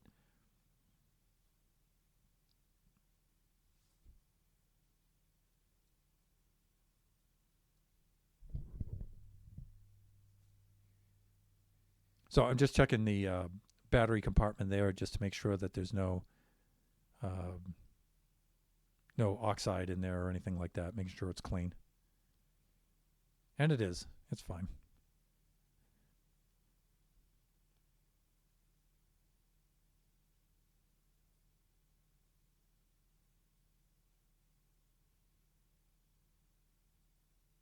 This battery compartment is really, really cool. So you can see that big black panel off to the side on the back.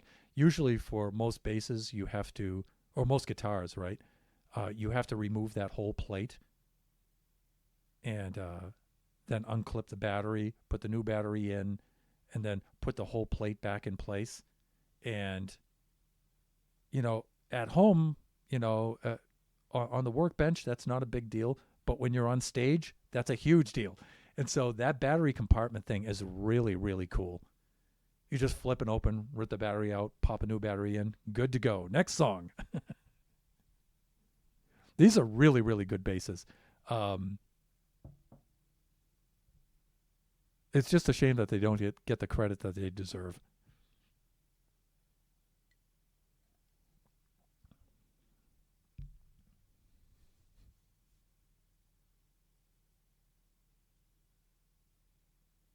Right, just wiping off all the excess oil.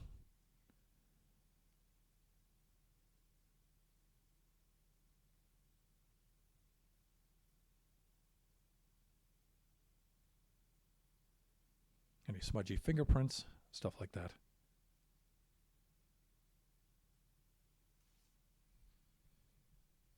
And let me see, I think, what am I doing next here?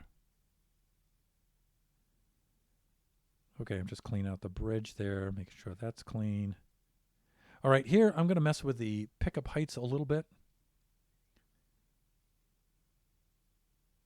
Again, I was thinking that the back pickup is a little too loud, so I wanted to see if I could bring that down, but when I did, I'm just testing the height compared to the fretboard. But it's already at its lowest setting. It's actually right on the body of the instrument, so it can't go down anymore, which kind of sucks.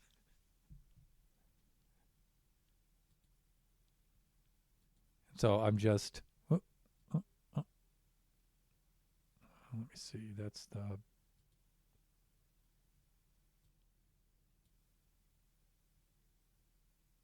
what did I do there? Am I installing it or removing it or?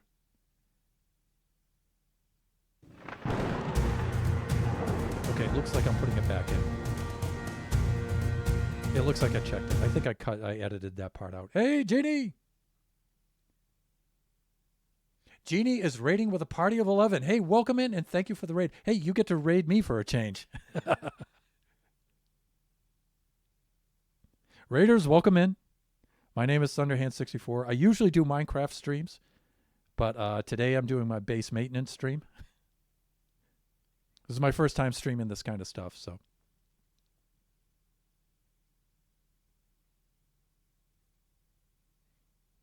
And shut. Welcome on in.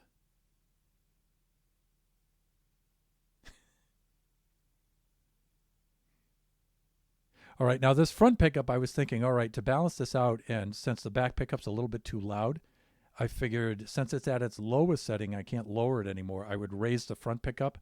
Yeah, I'm going to go back and lower it. Again, it's picking up too much sound, and so I want it further away from the strings, so it's not picking up so much sound. And by sound, I mean noise of my fingers dragging across the strings, any kind of clacking on the strings on the frets, and we call those microphonics, the unmusical notes that you don't want to hear, the unmusical sound that you don't want to hear. Yeah, sometimes these pickups are a little too good and they get too much.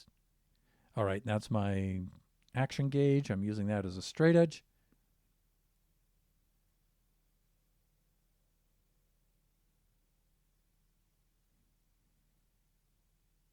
And I'm making some shims here to go underneath that to raise it up. But like I said, the wood shim that I made was a little bit too thick. And so I wound up just making cardboard shims and then compressing them down to get the height that I want. But I'm going to remove them. I'm going to set that back again. Not during the stream, though, but after the stream. Yeah, making the shims, cutting cardboard, putting shims in.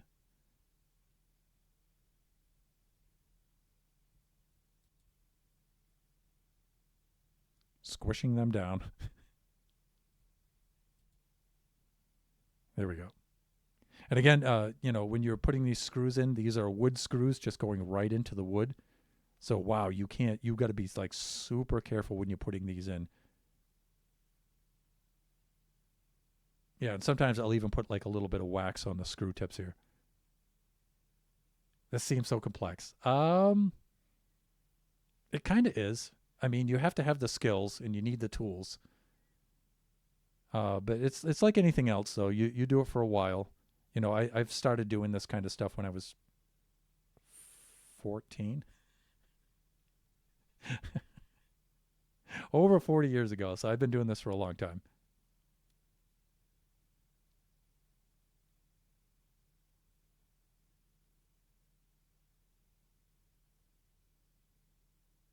There we go. So setting the pickup height, get the right. But again, like I said, it's not that it's too loud, being closer to the strings, being higher up, but it's just picking up noises that I don't want it to. So if you move it away from the string, it'll pick up less. So you can think of those black bars a lot like they work like microphones. So when you pluck the note, it's those pickups that some of you probably know this, but those pickups are like electromagnets, and they make an electromagnetic field. And then the string moves back and forth through that electromagnetic field at a frequency. It's really cool. And then the pickup senses that movement through its electromagnetic field and turns it into a frequency of electricity down the wire. And then it goes out through the base and out to the speaker, and then it moves the speaker in the same frequency, right? So,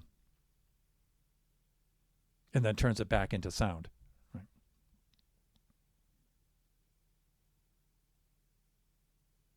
So the closer the strings are to the pickup. Now, some pickups, if the magnets are so strong in them, if you put the strings too close to the pickup, the magnetic field is too strong, and it doesn't let the string travel the amount that it needs. So it'll still have the right frequency, but it'll actually choke down the volume a little bit. And that's just me clamping on the screws there. All right, what am I doing now? Set up pickup height. Okay, so here I'm going to put the new strings on, and so I need to, again, these are called locking tuners. They're made by Spurzl, and they're super cool. You just loosen the screws on the back. There's a hole going through this post.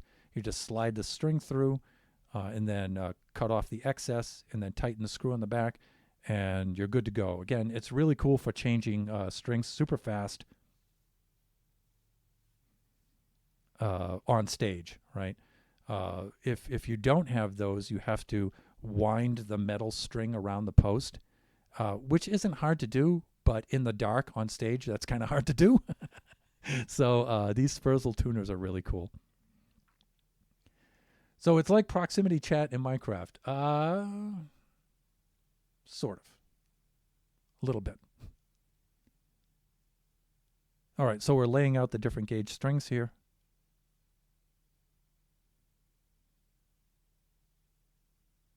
So the thickest string on here, the B string, is 125 thousandths. It's an eighth of an inch thick. Look at that monster string, man. That's not even a string, man. That's a cable. Look at that thing.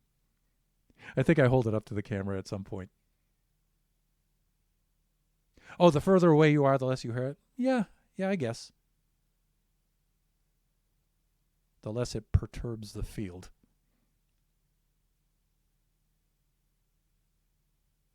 Yeah, look at that thing, man. It's a little out of focus. I'll bring it back down. There. And I think I put my finger next to it just to give you guys a sense of scale.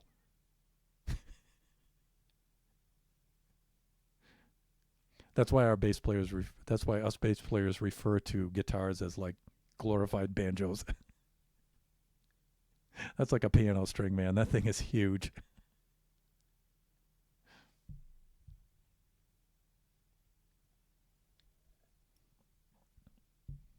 All right. Again, this particular bass is called a string through body. And so, yeah, you feed the strings through the back of the body. Pull them up through over the bridge and then across the fretboard and then up to the tuning pegs on the head. Now, other basses aren't like this. They just they just go through a hole right there on the top on the bridge. But through body is supposed to be a little bit better. It's supposed to transfer more resonance through the body of the bass when you pluck the string. I'm not so sure about that. It probably does, but not really to a noticeable amount. But the thing it's really good for, though, is what I was talking about earlier, the break angle of the string over the saddle. Oh, it's really, really good for that. And so, okay, so if you, again, look at the detail camera up there in the upper right, you can see me sliding the strings through the tuners up at the top.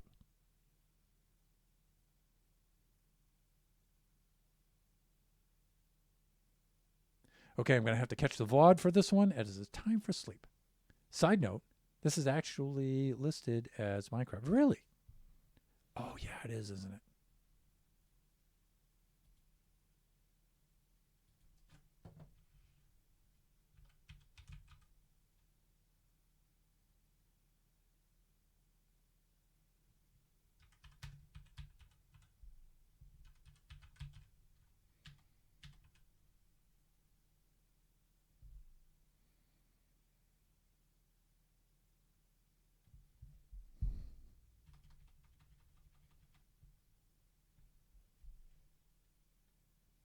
I'm looking for a stream category that has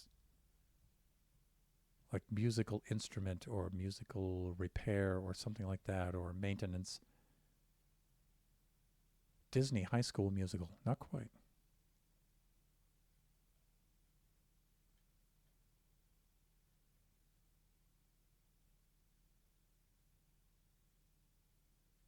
Music composer.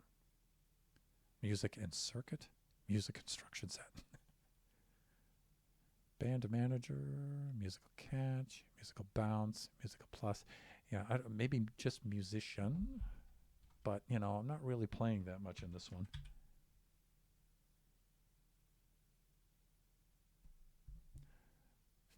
Music man, music range, music studio.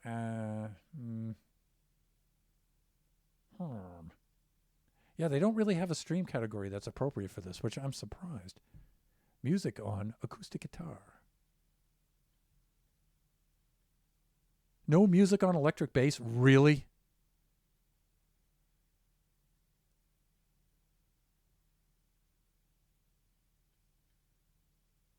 I don't think that they'll let you enter in a custom one, right?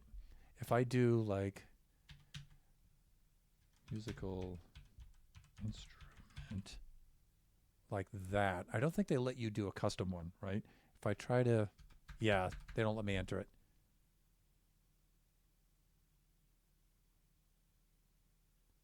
Game, makers and crafting. Thunder is just makers and crafting. Yeah, I guess. Sort of. Basscraft. For my next magical trick, I will do redstone on my bass guitar. On stream. Yeah, they don't really have an appropriate category for this, and they don't let you put your a custom one in.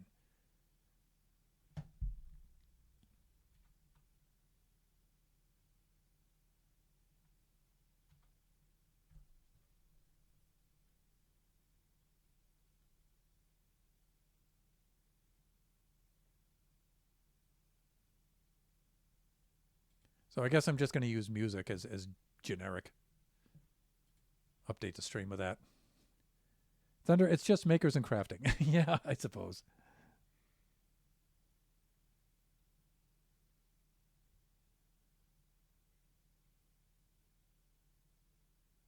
All right, now if my bass did not have these Spurzle locking tuners, I would have to wrap the wire around those posts, and there's a specific way to do that. You want the wraps to finish at the bottom of the post. Again, that's for the to make sure you have the maximum angle where the string is going over the nut there. But these locking tuners, you don't have to do that. It's really cool.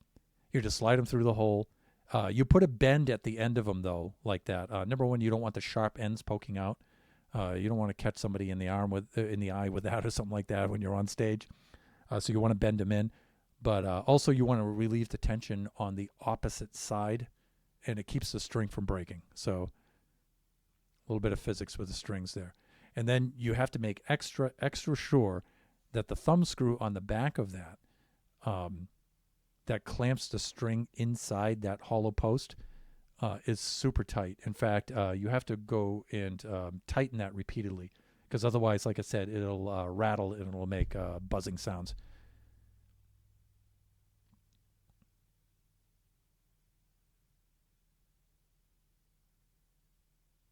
So the neck on this is such a huge piece of wood that it doesn't really matter so much the order in which you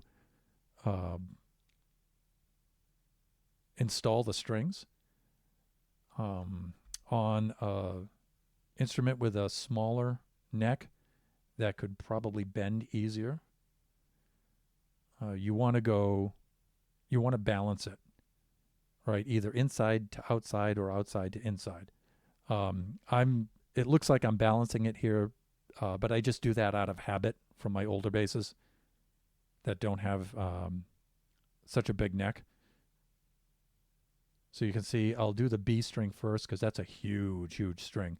But then I'll put the lighter strings on next. So I'll go up to this G string, and I'll even put the D and A on, I think, to try to counter the balance of that B, but it's not really necessary.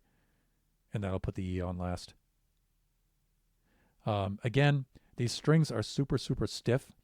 So when they pass over the saddle and the bridge, and they pass over the nut, you actually have to press down on them. You have to actually bend the string and bend it into shape.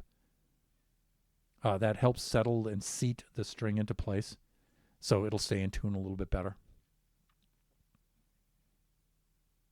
So if you're playing your bass, if you put new strings on there and you're playing your bass and it's constantly dropping out of tune more than it should with new strings, you probably have to press down on them at the nut and at the bridge to make sure you got the right angle and make sure they're seated as well as possible. You can see me pressing down on them with my thumb there.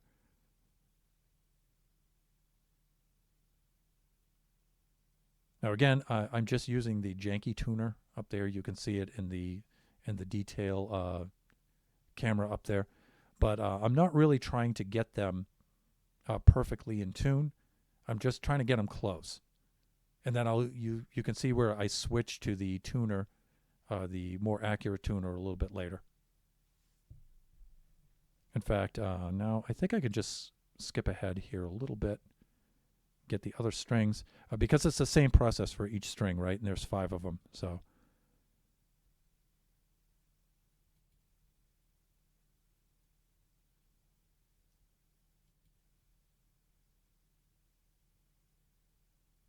and again, tuning them, I'm just trying to get them close. So the thickest one closest to my body, that's the B string. The one furthest from my body is the smallest one. That's the G string. And then followed by the D, and then I have the A and the E. Let me see. I'm putting the other ones through now. But like I said, I don't mind skipping through this part here because this is pretty much the same process for each one.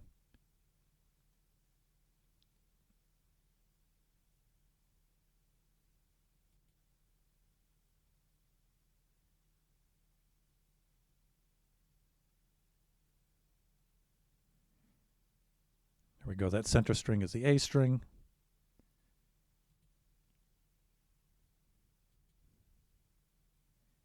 All right, then I'm putting the final one on there.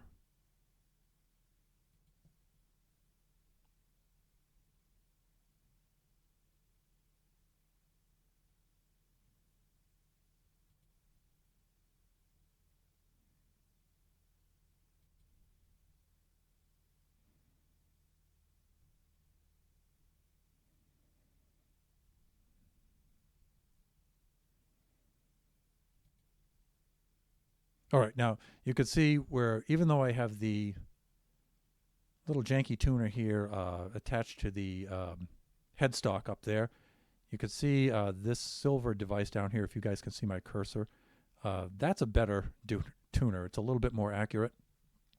Quartz crystal tuner. And I wind up switching over to that because that thing's a little bit more accurate. It's just faster to use. So I used the janky one just to get it close. And I'll use that janky one when I'm on stage too, because often when you're playing, especially if you're playing bass, it doesn't have to be so exact, and you can see it better, and it's just quicker to use.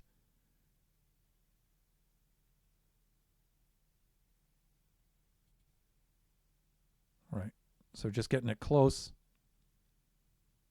and checking for buzzing.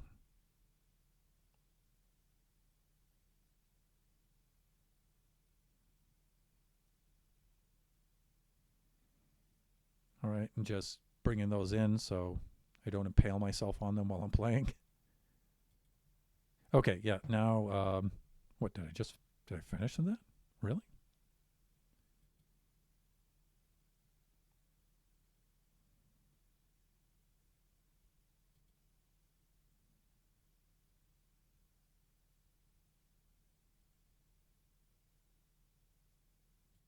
I did edit some of this video, as you guys can probably tell, so it looks like I did. Okay, well, I wound up plugging this into the jack over here and wound up tuning all of those, getting them all really, really close, super accurate. I must have clipped that part out. But it's really the same process as the other tuner. It's just more accurate. Then what did I do next here? Because I'm coming around to the end of this, which is fitting because I'm already at the end of the stream. I think I'm just the height of the strings. And so at the 24th fret, the manufacturer recommends 3/32, 0.09375 inches off of the fret. Mine's at about 90, 92, right around there. I actually want to go higher with that, so I don't adjust that in the stream. I'm going to readjust it and stuff a little bit later. Again, I have to play this bass a lot over the next couple of days and make adjustments, play it, make adjustments, play it, make adjustments until the strings are pretty much all set in place. Plus to get it to do what I want it to do. So.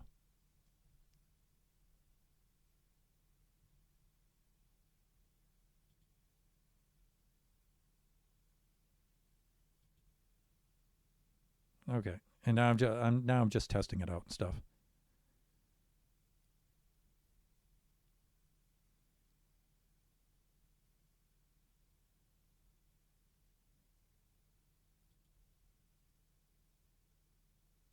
That's pretty much it. And we're pretty much at stream time anyway. I started at 3. It's a little bit past 4. And I do have to go to the JoJo tonight to work out very shortly. So I do have to prep for that. So, with that being said, let's switch back to the cam scene. Right up to there.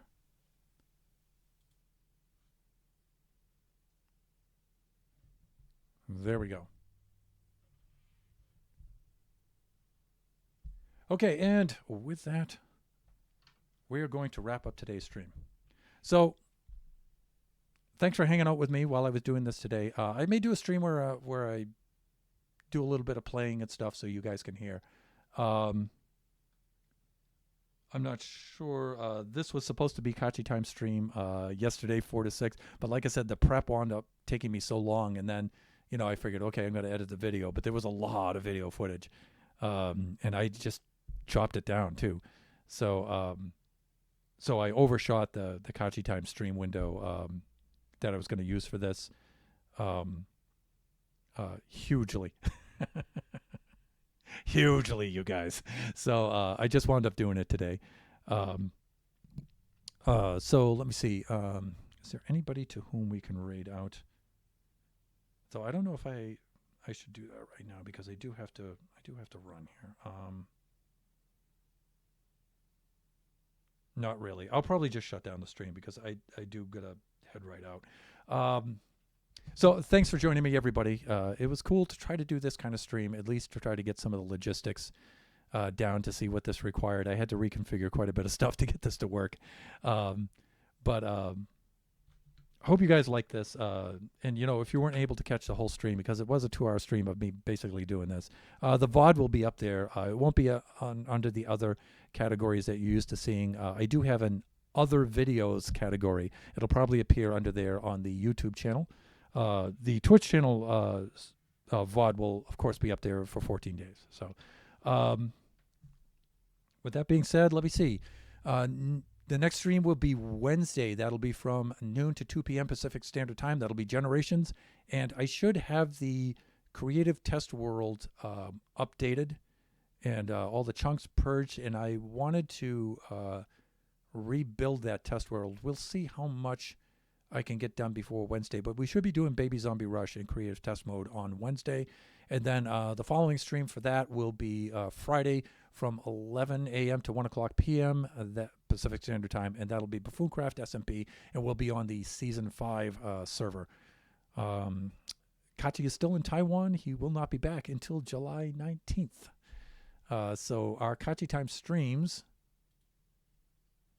let me see, I will have 2 more Kachi Time stream slots that I will do. I will use for other things, either more Minecraft or maybe some more of this kind of stuff. I'll probably do some playing on next Sunday's stream. So we'll see what happens. But thank you, everybody, for showing up. Enjoy the rest of your afternoon, evening, morning, wherever you happen to be. Make sure you join us next time. Always cool to see you. Jeannie, thanks again for the raid. Bye for now, everyone.